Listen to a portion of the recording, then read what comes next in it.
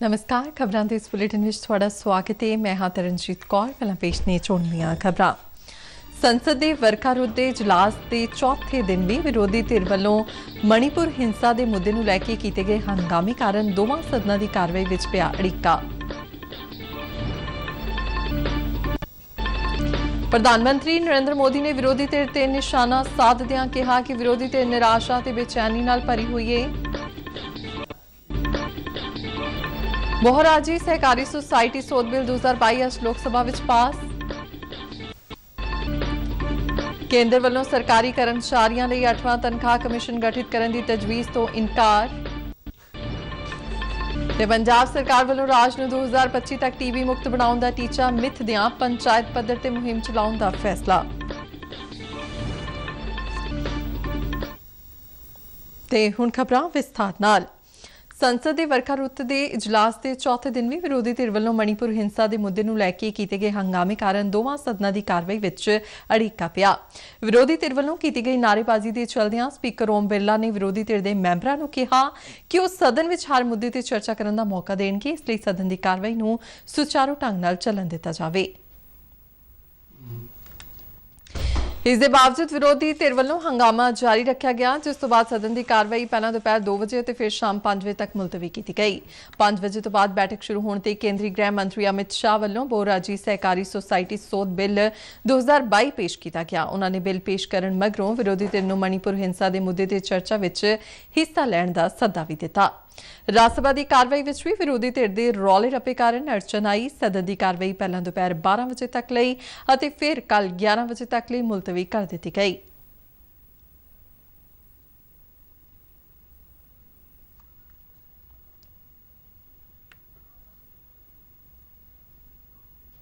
इस दौरान लोक सभा के स्पीकर ओम बिरला ने सदन की कार्रवाई में अड़िੱਕੇ ਨੂੰ खत्म करने लई सारियां ही पार्टियां नाल एक बैठक की थी। पार्लीमानी मामलों बारे मंत्री प्रहलाद जोशी ते केंद्रीय मंत्री अर्जुन राम मेघवाल ने इस सरपार्टी बैठक में केंद्र की नुमाइंदगी की थी। कांग्रेस नेता अधीर रंजन चौधरी, टीएमसी के सुदीप बंदोपाध्याय, एनसीपी के सुप्रिया सूले, डीएमके के टीआर बालू और कई विरोधी नेतावां ने इस बैठक में हिस्सा लिया। संसद विच मणिपुर हिंसा ਨੂੰ ਲੈ ਕੇ ਦੋਹਾਂ ਸਦਨਾਂ ਦੀ ਕਾਰਵਾਈ ਵਿੱਚ ਵਿਘਨ ਪਾਉਣ ਦੇ ਮੁੱਦੇ ਨੂੰ ਲੈ ਕੇ ਭਾਰਤੀ ਜਨਤਾ ਪਾਰਟੀ ਦੀ ਸੰਸਦੀ ਪਾਰਟੀ ਦੀ ਮੀਟਿੰਗ ਨਵੀਂ ਦਿੱਲੀ ਵਿੱਚ ਹੋਈ, ਜਿਸ ਵਿੱਚ ਪਾਰਟੀ ਦੇ ਦੋਹਾਂ ਸਦਨਾਂ ਵਿੱਚ ਮੈਂਬਰਾਂ ਨੇ ਹਿੱਸਾ ਲਿਆ। ਮੀਟਿੰਗ ਨੂੰ ਸੰਬੋਧਨ ਕਰਦਿਆਂ ਪ੍ਰਧਾਨ ਮੰਤਰੀ ਨਰਿੰਦਰ ਮੋਦੀ ਨੇ ਵਿਰੋਧੀ ਧਿਰ ਤੇ ਨਿਸ਼ਾਨਾ ਸਾਧਦਿਆਂ ਕਿਹਾ ਕਿ ਵਿਰੋਧੀ ਧਿਰ ਨਿਰਾਸ਼ਾ ਤੇ ਬੇਚੈਨੀ ਨਾਲ ਭਰੀ ਹੋਈ ਹੈ। ਉਨ੍ਹਾਂ ਵਿਰੋਧੀ ਧਿਰ ਵੱਲੋਂ ਰੱਖੇ ਗਏ ਨਵੇਂ ਨਾਂ ਇੰਡੀਆ ਦਾ ਸਿਆਸੀ ਇਸਤੇਮਾਲ ਕਰਨ ਦਾ ਇਲਜ਼ਾਮ ਲਗਾਇਆ। ਪ੍ਰਧਾਨ ਮੰਤਰੀ ਨਰਿੰਦਰ ਮੋਦੀ ਨੇ ਕਿਹਾ ਕਿ ਇੰਡੀਅਨ ਕਾਂਗਰਸ ਅਤੇ ਈਸਟ ਇੰਡੀਆ ਕੰਪਨੀ ਦੀ ਸਥਾਪਨਾ ਅੰਗਰੇਜ਼ਾਂ ने की सी। उन्होंने कहा कि इंडिया का नाम रखने नाल कोई इंडियन नहीं हो जाता। बहुराजी सहकारी सोसायटी सोध बिल 2022 अज लोक सभा में पास कर दिता गया। केंद्रीय गृह ते सहकारिता मंत्री अमित शाह ने अज इस बिल नूं लोक सभा में पेश किया। इस बारे बयान दिंदियां सहकारिता मंत्री ने कहा कि पिछले 2 सालों में सहकारिता अंदोलन में वड्डे बदलाव होए ने। उन्होंने दस्सिया कि पैक्स राज सरकार के सहकारिता खेत्र में आउंदे ने। उन्होंने कहा कि पैक्स के सहकारिता ते सारे इकसार कानून लागू होंदे ने। सहकारी समितियां और राज्य की सहकारी समितियों में भी एक प्रकार के संस्कार और कार्य संस्कृति का निर्मित करेंगे। माननीय अध्यक्ष जी, जब से देश आजाद हुआ तब से सहकारी क्षेत्र के अंदर काम करने वाले सभी कार्यकर्ता यह चाहते थे कि सहकारी क्षेत्र को केंद्र सरकार की ओर से। इस दौरान मणिपुर हिंसा बारे चर्चा का जिक्र करदियां गृह मंत्री ने कहा कि सरकार इस मुद्दे की चर्चा कराउण लई पूरी तरह तैयार है। केंद्रीय खेतीबाड़ी और किसान भलाई मंत्री नरेंद्र सिंह तोमर ने कहा कि सब्जियां दी कीमतां सप्लाई की घाट कारण नहीं बल्कि मौसम नाल संबंधित आफतां कारण वधियां ने। लोक सभा विच एक लिखित जवाब विच उन्होंने दस्सिया कि भारत दुनिया विच फलां ते सब्जियां दा दूजा सब तो वड्डा उत्पादक है अते सब्जियां दी सप्लाई विच कोई घाट नहीं है। कीमतां विच उतराव चढ़ाव दा मुख कारण कदी-कदी बेमौसम बरसात, गर्मी अते होर मौसमी आफतां कारण सप्लाई विच रुकावट हुंदे ने। उन्होंने कहा कि साल 2022-23 विच देश का कुल बागबानी उत्पादन 35 करोड़ टन तो वध होने का अनुमान है, जिहड़ा कि हुण तक का सब तो वध है। ਕੇਂਦਰ ਸਰਕਾਰ ਨੇ ਸਪਸ਼ਟ ਕੀਤਾ ਕਿ ਸਰਕਾਰ ਦੀ ਕੇਂਦਰ ਸਰਕਾਰ ਦੇ ਕਰਮਚਾਰੀਆਂ ਲਈ 8ਵਾਂ ਤਨਖਾਹ ਕਮਿਸ਼ਨ ਗਠਿਤ ਕਰਨ ਦੀ ਕੋਈ ਯੋਜਨਾ ਨਹੀਂ ਹੈ।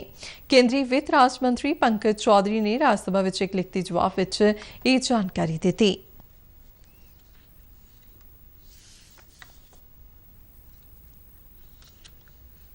ਕੇਂਦਰ ਸਰਕਾਰ ਦੀ ਨੈਸ਼ਨਲ ਸੋਸ਼ਲ ਅਸਿਸਟੈਂਸ ਪ੍ਰੋਗਰਾਮ ਤਹਿਤ ਪੈਨਸ਼ਨ ਰਾਸ਼ੀ ਵਧਾਉਣ ਦੀ ਕੋਈ ਸਕੀਮ ਨਹੀਂ ਹੈ। ਇਹ ਜਾਣਕਾਰੀ ਪੇਂਡੂ ਵਿਕਾਸ ਬਾਰੇ ਮੰਤਰੀ ਗਿਰੀਰਾਜ ਸਿੰਘ ਨੇ ਲੋਕ ਸਭਾ ਵਿੱਚ ਇੱਕ ਲਿਖਤੀ ਜਵਾਬ ਵਿੱਚ ਦਿੱਤੀ।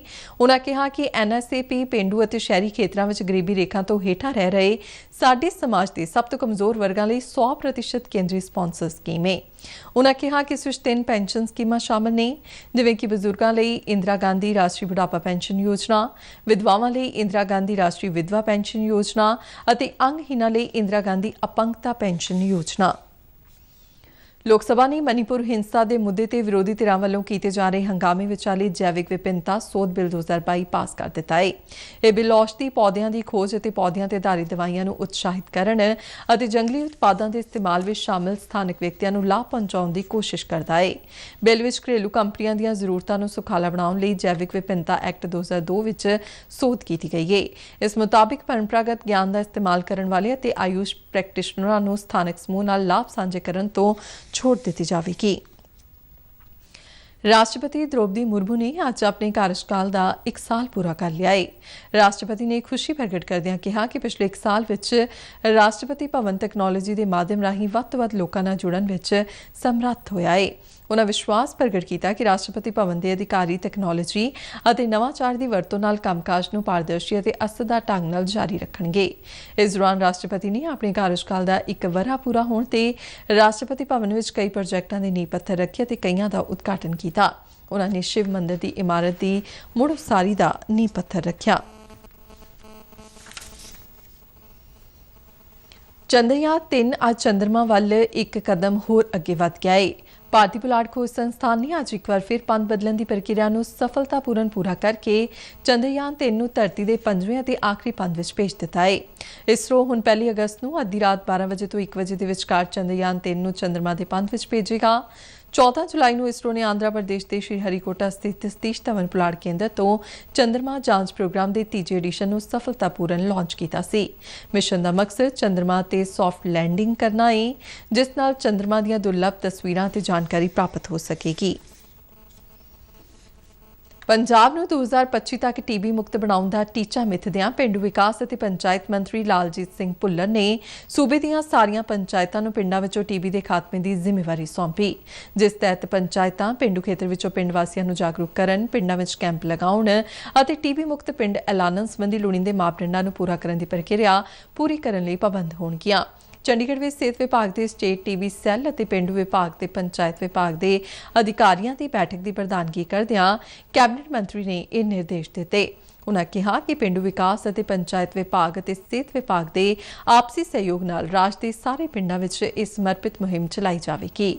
ਉਨ੍ਹਾਂ ਕਿਹਾ ਕਿ ਟੀਬੀ ਮੁਕਤ ਪੰਜਾਬ ਮੁਹਿੰਮ ਤਹਿਤ ਵਧੀਆ ਕਾਰਗੁਜ਼ਾਰੀ ਦਿਖਾਉਣ ਵਾਲੀਆਂ ਪੰਚਾਇਤਾਂ ਨੂੰ ਸਨਮਾਨਿਤ ਵੀ ਕੀਤਾ ਜਾਵੇਗਾ।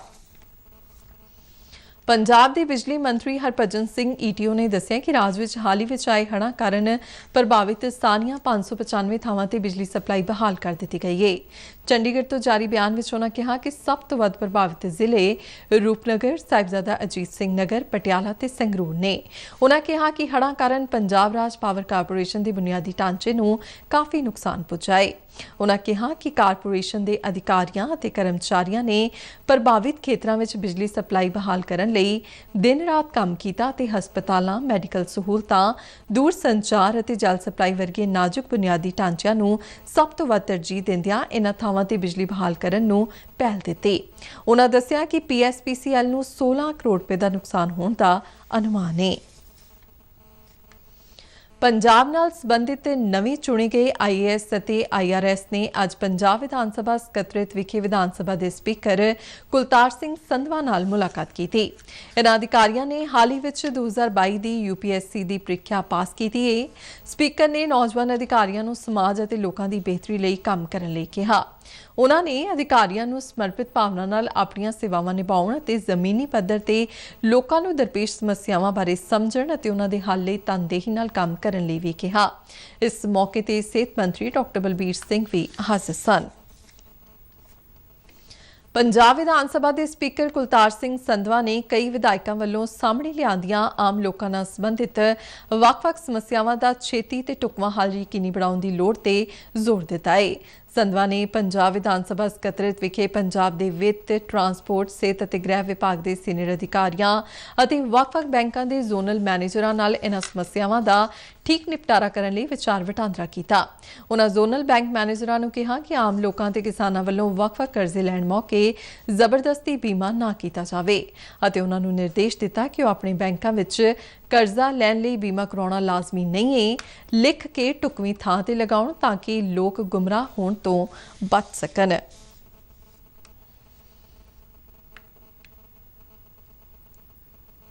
ਫਾਜ਼ਿਲਕਾ ਦੇ ਜ਼ਿਲ੍ਹਾ ਮੈਜਿਸਟ੍ਰੇਟ ਡਾਕਟਰ ਸੇਨੂ ਦੁੱਗਲ ਨੇ ਹੜ੍ਹ ਦੇ ਪਾਣੀ ਤੋਂ ਪ੍ਰਭਾਵਿਤ ਜ਼ਿਲ੍ਹੇ ਦੇ 10 ਸਰਕਾਰੀ ਸਕੂਲਾਂ ਨੂੰ 29 ਜੁਲਾਈ ਤੱਕ ਬੰਦ ਰੱਖਣ ਦਾ ਹੁਕਮ ਦਿੱਤਾ ਹੈ।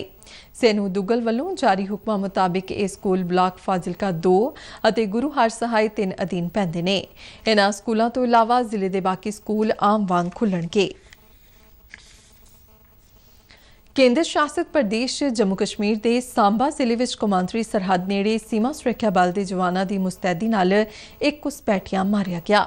ਸੋਮਵਾਰ ਦੇਰ ਰਾਤ ਸਾਂਬਾ ਦੇ ਰਾਮਗੜ੍ਹ ਸੈਕਟਰ ਵਿੱਚ ਐਸਐਮਪੁਰਾ ਚੌਂਕੀ ਦੇ ਕੋਲ ਸਰਹੱਦ ਤੇ ਤੈਨਾਤ ਸੁਰੱਖਿਆ ਬਲਾਂ ਨੂੰ ਸ਼ੱਕੀ ਗਤੀਵਿਧੀਆਂ ਦਾ ਪਤਾ ਲੱਗਿਆ। ਬਾਰ-ਬਾਰ ਚੇਤਾਵਨੀ ਦੇਣ ਦੇ ਬਾਵਜੂਦ ਸ਼ੱਕੀ ਘੁਸਪੈਠੀਏ ਨੇ ਆਪਣੇ ਆਪ ਨੂੰ ਸੁਰੱਖਿਆ ਬਲਾਂ ਦੇ ਹਵਾਲੇ ਨਹੀਂ ਕੀਤਾ, ਜਿਸ ਕਾਰਨ ਸੁਰੱਖਿਆ ਬਲਾਂ ਨੂੰ ਗੋਲੀ ਚਲਾਉਣੀ ਪਈ। ਇਸ ਫਾਇਰਿੰਗ ਵਿੱਚ ਇੱਕ ਵਿਅਕਤੀ ਦੀ ਮੌਕੇ ਤੇ ਹੀ ਮਾਰਿਆ ਗਿਆ। ਇਲਾਕੇ ਵਿੱਚ ਤਲਾਸ਼ੀ ਅਭਿਆਨ ਜਾਰੀ ਹੈ। ਫਾਇਰਿੰਗ ਤੋਂ ਬਾਅਦ ਪਾਕਿਸਤਾਨੀ ਤਸਕਰ ਦੀ ਲਾਸ਼ ਅਤੇ 4 ਕਿਲੋ ਨਸ਼ੀਲੇ ਪਦਾਰਥਾਂ ਦੇ 4 ਪੈਕੇਟ ਬਰਾਮਦ ਕੀਤੇ ਗਏ। ਭਾਰਤ ਦੇ ਕਮਲਜੀਤ ਨੇ ਕੋਰੀਆ ਦੇ ਚਾਂਗਵੋਨ ਸ਼ੂਟਿੰਗ ਰੇਂਜ ਵਿੱਚ ISSF junior shooting world championship 2023 ਵਿੱਚ 50 ਮੀਟਰ ਪਿਸਟਲ ਦੇ ਵਿਅਕਤੀਗਤ ਮੁਕਾਬਲੇ ਵਿੱਚ ਸੋਨੇ ਦਾ ਤਗਮਾ ਜਿੱਤਿਆ। ਭਾਰਤ ਵੱਲੋਂ ਇਸ ਚੈਂਪੀਅਨਸ਼ਿਪ ਵਿੱਚ 90 ਨਿਸ਼ਾਨੇਬਾਜ਼ ਸ਼ਾਮਲ ਹੋਏ। ਭਾਰਤੀ ਨਿਸ਼ਾਨੇਬਾਜ਼ਾਂ ਨੇ ਇਸ ਚੈਂਪੀਅਨਸ਼ਿਪ ਵਿੱਚ 6 ਸੋਨੇ, 6 ਚਾਂਦੀ ਦੇ ਅਤੇ 5 ਕਾਂਸੇ ਦੇ ਤਗਮੇ ਜਿੱਤੇ। ਕਿਦਾਂਬੀ ਸ਼੍ਰੀਕਾਂਤ ਅਤੇ HS ਪ੍ਰਣਾਈ ਟੋਕੀਓ ਵਿੱਚ ਜਾਪਾਨ ਓਪਨ ਬੈਡਮਿੰਟਨ ਟੂਰਨਾਮੈਂਟ ਦੇ ਦੂਜੇ ਦੌਰ ਵਿੱਚ ਪਹੁੰਚ ਗਏ ਨੇ। ਸ਼੍ਰੀਕਾਂਤ ਨੇ ਮਰਦਾਂ ਦੇ ਸਿੰਗਲਸ ਦੇ ਪਹਿਲੇ ਦੌਰ ਦੇ ਮੈਚ ਵਿੱਚ ਤਾਈਵਾਨ ਦੇ ਚੋ ਤਿਨ ਚੇਨ ਨੂੰ 21-13, 21-13 ਨਾਲ ਹਰਾਇਆ। HS ਪ੍ਰਣਾਈ ਨੇ ਚੀਨ ਦੇ ਲੀ ਸ਼ੀ ਫੇਂਗ ਨੂੰ 21-17, 21-13 ਨਾਲ ਹਰਾਇਆ। ਇਸ ਦੌਰਾਨ ਮਹਿਲਾ ਡਬਲਸ ਮੁਕਾਬਲੇ ਵਿੱਚ ਗਾਇਤਰੀ ਗੋਪੀਚੰਦ ਅਤੇ ਟਰੀਸਾ ਜੌਲੀ ਦੀ ਜੋੜੀ ਵੀ ਅਗਲੇ ਦੌਰ ਵਿੱਚ ਪਹੁੰਚ ਗਈ ਹੈ। ਦੋਵਾਂ ਭਾਰਤੀ ਖਿਡਾਰਨਾਂ ਨੇ ਜਾਪਾਨ ਦੀ ਯੂਈ ਸੁਈਜੂ ਅਤੇ ਸਿਆਕਾ ਹੋਬਾਰਾ ਨੂੰ 11-21, 21-15, 21-14 ਨਾਲ ਹਰਾ ਦਿੱਤਾ ਹੈ। ਖਬਰਾਂ ਦੇ ਬੁਲੇਟਿਨ ਸਾਡੇ ਦਰਸ਼ਕ RNU DDK ਜਲੰਧਰ ਦੇ YouTube ਚੈਨਲ, Facebook ਪੇਜ ਅਤੇ ਟਵਿੱਟਰ ਹੈਂਡਲ ਤੇ ਵੀ ਵੇਖ ਸਕਦੇ ਨੇ। ਤੇ ਬੁਲੇਟਿਨ ਦੇ ਅਖੀਰ ਵਿੱਚ ਚੁਣਵੀਆਂ ਖਬਰਾਂ ਇੱਕ ਵਾਰ ਫਿਰ ਤੋਂ। ਸੰਸਦ ਦੇ ਵਰਖਾ ਰੁੱਤ ਦੇ ਇਜਲਾਸ ਦੇ ਚੌਥੇ ਦਿਨ ਵੀ ਵਿਰੋਧੀ ਧਿਰ ਵੱਲੋਂ ਮਣੀਪੁਰ ਹਿੰਸਾ ਦੇ ਮੁੱਦੇ ਨੂੰ ਲੈ ਕੇ ਕੀਤੇ ਗਏ ਹੰਗਾਮੇ ਕਾਰਨ ਦੋਵਾਂ ਸਦਨਾਂ ਦੀ ਕਾਰਵਾਈ ਵਿੱਚ ਪਿਆ ਅੜਿੱਕਾ। ਪ੍ਰਧਾਨ ਮੰਤਰੀ ਨਰਿੰਦਰ ਮੋਦੀ ਨੇ ਵਿਰੋਧੀ ਧਿਰ ਤੇ ਨਿਸ਼ਾਨਾ ਸਾਧਦਿਆਂ ਕਿਹਾ ਕਿ ਵਿਰੋਧੀ ਧਿਰ ਨਿਰਾਸ਼ਾ ਅਤੇ ਬੇਚੈਨੀ ਨਾਲ ਭਰੀ ਹੋਈ ਹੈ।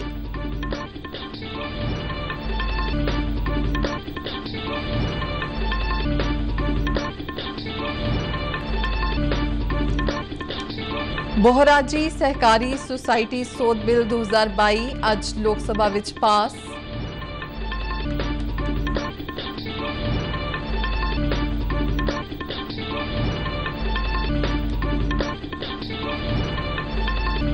ਕੇਂਦਰ ਵੱਲੋਂ ਸਰਕਾਰੀ ਕਰਮਚਾਰੀਆਂ ਲਈ 8ਵਾਂ ਤਨਖਾਹ ਕਮਿਸ਼ਨ ਗਠਿਤ ਕਰਨ ਦੀ ਤਜਵੀਜ਼ ਤੋਂ ਇਨਕਾਰ। ਤੇ ਪੰਜਾਬ ਸਰਕਾਰ ਵੱਲੋਂ ਰਾਜ ਨੂੰ 2025 ਤੱਕ ਟੀਬੀ ਮੁਕਤ ਬਣਾਉਣ ਦਾ ਟੀਚਾ ਮਿੱਥਦਿਆਂ ਪੰਚਾਇਤ ਪੱਧਰ ਤੇ ਮੁਹਿੰਮ ਚਲਾਉਣ ਦਾ ਫੈਸਲਾ। ਤੇ ਇਸ ਦੇ ਨਾਲ ਹੀ ਖਬਰਾਂ ਦਾ ਬੁਲੇਟਿਨ ਖਤਮ ਹੁੰਦਾ ਹੈ। ਇਜਾਜ਼ਤ ਦਿਓ, ਨਮਸਕਾਰ।